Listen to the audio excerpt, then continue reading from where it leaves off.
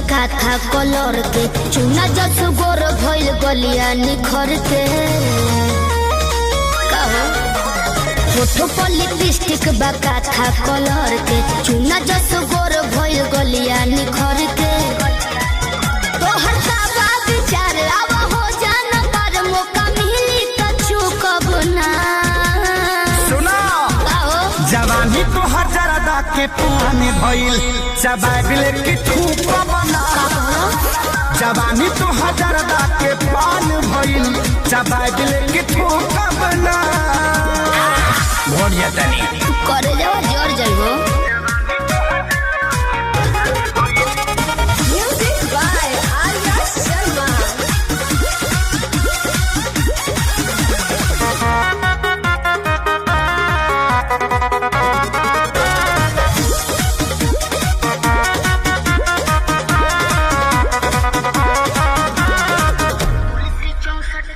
तुलसी 64 की मामी ये राजा भइल बा मोर अंगड़ाई यही से ताव पता चाव से दिया खानी की नहसा हो जाई पावर बहु प्यास लगी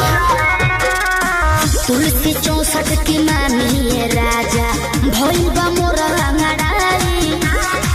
यही से ताव पता चाव से दिया खानी की नहसा हो जाई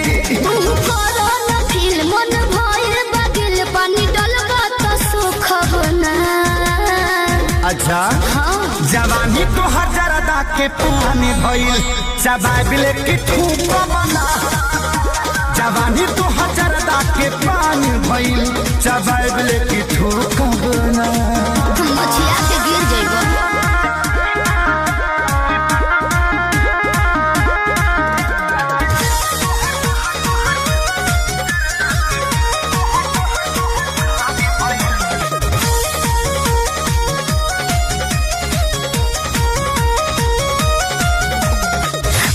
बनी कलकत्ता के भइल तोहरे ला कटल सोपारी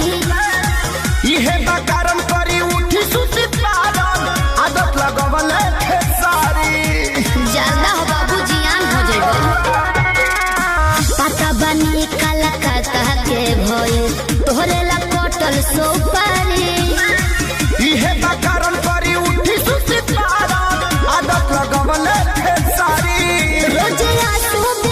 खाई चाहे केक लाइन दी है तो कबो ना जवानी तो हजारदा के पानी भइल चबाबिल की थूक बना जवानी तो हजारदा के पानी भइल चबाबिल की थूक बना फिर घुट जाता नहीं